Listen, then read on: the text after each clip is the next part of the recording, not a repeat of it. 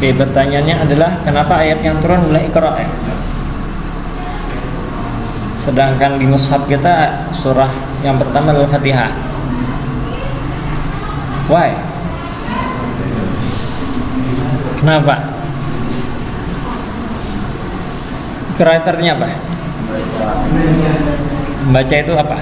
Definisi membaca itu apa?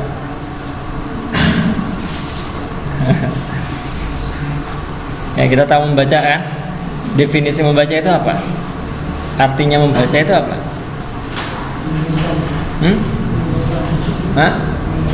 Menyebutkan. Oke.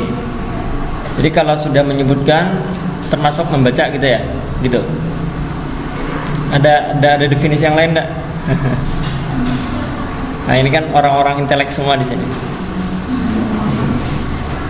Ya, makanya ulun lebih suka berdiskusi daripada hanya sekedar menyampaikan ceramah dan sebagainya. Karena di sini orang-orang cerdas semua. Di sini orang-orang yang sudah jadi syekh, ustaz. Mungkin di antara sini ada yang sudah alim kabir. Definisi membaca itu apa? Membaca. Kalau didefinisikan, kalau membaca didefinisikan menyebutkan, maka iya sih bisa dikategorikan menyebutkan. Cuman coba dimakna yang lebih luas gitu. Belajar, mohon maaf, belajar huruf-huruf. Oke. Kalau selain belajar huruf-huruf berarti tidak membaca gitu. Memahami. Wah, ini nih bagus katanya nih, memahami. Memahami ini lebih luas ya. Memahami, membaca itu memahami.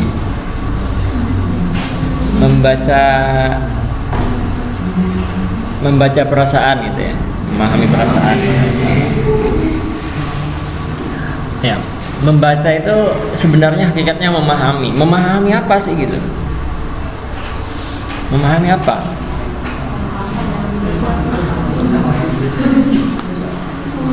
Memahami apa? Memahami salah satunya yang dipahami adalah simbol. Tahu simbol? Simbol itu tanda. Apa pula nih beban yang putar-putar sana kemari? Tanda. Nah, misalnya nih kalau di jalan ada rambu biru. Nah, ada rambu tulis apa yang panahnya itu berputar gini. Tandanya apa? Rambunya biru tapi ada tanda memutar begini. Tanda panahnya memutar. Begini. Misalnya Apian lagi jalan di tengah kota nih, ada pembatas jalan, ketemu sama rambu di tengahnya itu rambu biru, ada tanda panah memutar begini. Nah, putar balik, oke. Nah, memahami rambu, memahami tanda seperti ini termasuk kategori membaca juga. Membaca. Sebelum ke Iqra-nya sebelum kita ke surah Al-Alaq-nya, ke Iqra-nya dulu, kita paham dulu di sini. Kita harus paham dulu di sini. Terus kalau membaca tulisan itu kan memahami huruf. Memahami huruf ya. Memahami huruf. Itu secara makna luasnya memahami huruf. Memahami huruf per kata itu juga memahami simbol juga. Nah, kenapa ayat yang pertama turun itu Iqra? Kenapa tujuannya? Tujuan adalah itu, untuk memahami tanda. Tanda apa? Tanda apa?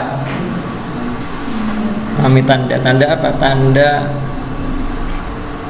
memahami tanda bahwa alam semesta ini ada yang menciptakan gitu. alam semesta ada yang menciptakan. Iqra bismi rabbikal ladzi khalaq. Bacalah, pahamilah. Tapi ya Nabi Muhammad kan beliau yang mulia itu menjawabnya karena merasa keterbatasan ilmu beliau ketika disuruh untuk memahami tentang simbol tersebut, ketika disuruh oleh malaikat Jibril untuk memahami itu, untuk membaca itu, beliau karena merasa diri belum cukup ilmunya menyebutkan, lalu beliau menjelaskan bahwa saya belum bisa membaca, ma'ana biqari, saya tidak bisa membaca. Nah, ini salah satu sifat kerendahan hati sebenarnya. Nabi Muhammad itu tidak ada kekurangannya kok. Nabi Muhammad itu tidak ada kekurangannya. Ya, Nabi Muhammad itu diformat oleh Allah Subhanahu Wa Taala memang secara alami itu tidak bisa menulis dan membaca. Ya, memang seperti itu formatnya. Tujuannya untuk apa? Tujuannya untuk apa? Tujuannya adalah untuk memurnikan bahwa Al-Quran itu memang turun dari Allah Subhanahu Wa Taala. Orang akan menyanggah, orang itu ya, orang musyrik Mekah itu sering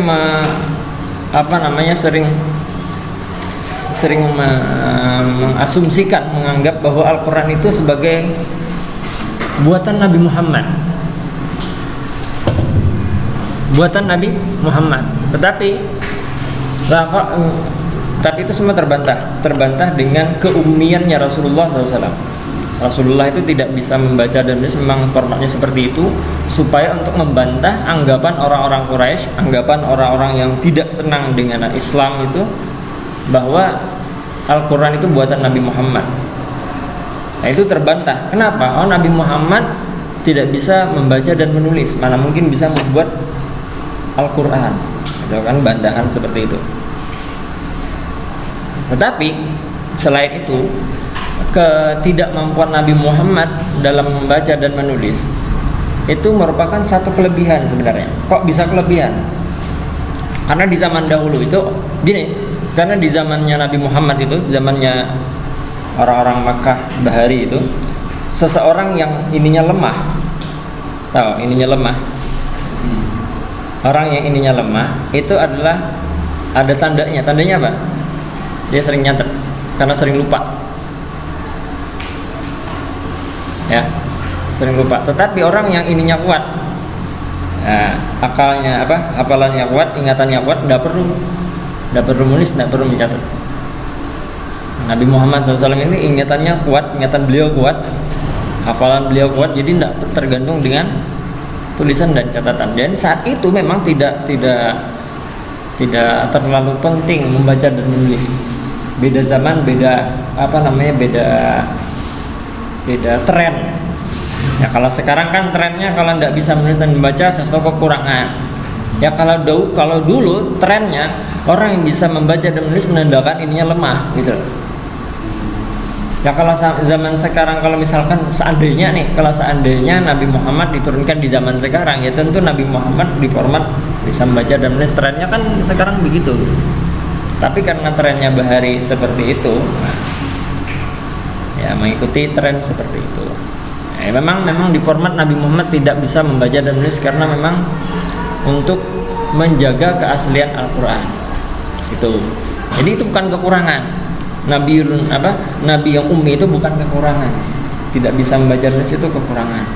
Bukan kekurangan sebenarnya, bukan ya. Tapi itu justru menandakan kelebihan daripada Rasulullah SAW. Ma'ana biqari. Jadi ayat ini turun pertama kali diturunkan. Kenapa jadi ayat ini? Karena yang menjadi inti dari ajaran Islam itu adalah pengiktikadkan pentauhidan kepada Allah Subhanahu Wa Taala. Ini yang diajarkan pertama kali.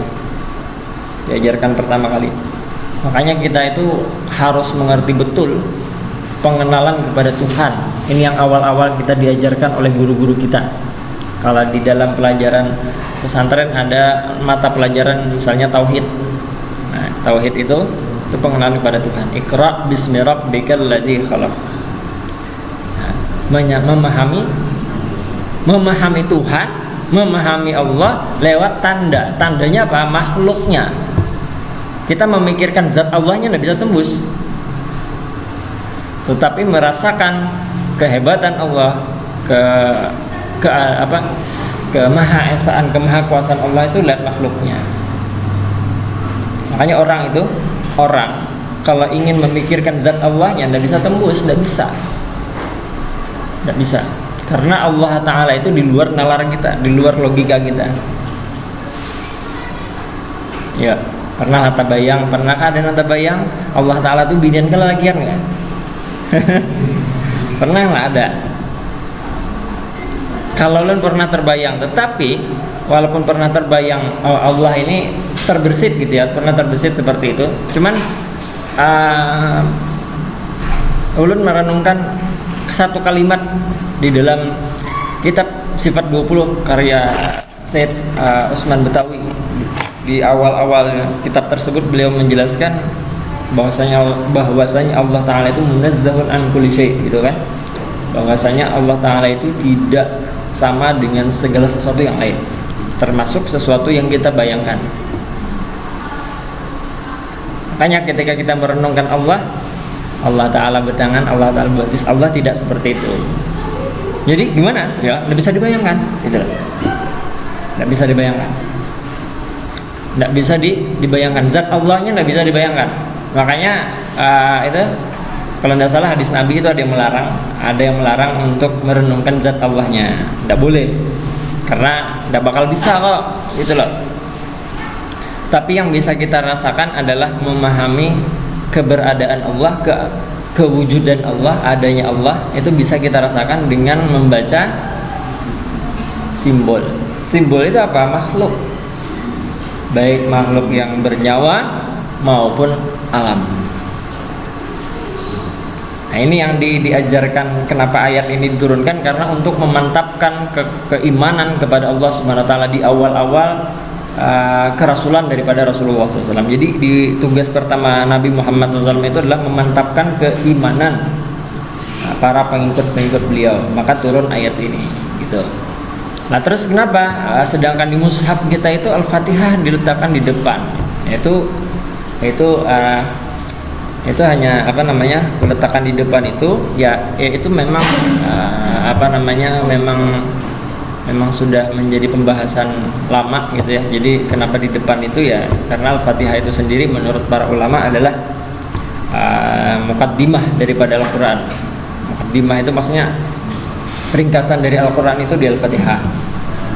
Jadi kalau hendak membaca Al-Quran secara simpulannya ada di Al-Fatihah. Hendak di depan, kenapa? Supaya yang membaca ini bisa mengetahui isi Al-Quran terlebih dahulu sebelumnya tuntung membaca gitu aja. Ya, itu kenapa di depan itu sudah kesepakatan, kalau tidak salah sahabat yang sudah menyusun Al-Fatihah di depan, An-Nas terakhir itu sudah kalau tidak salah sahabat Utsman atau siapa itu lupa ya. Itu sudah memang, makanya ada istilah mushaf itu sudah didata seperti itu.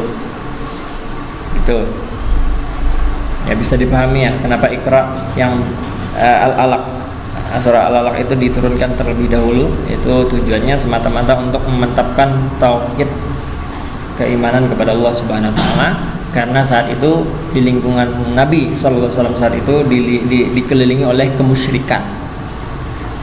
Musyrik, tahu musyrik? Musyrik itu artinya menyembah beberapa tuhan. Tuh. Mungkin silakan dibuka 2 pertanyaan terakhir.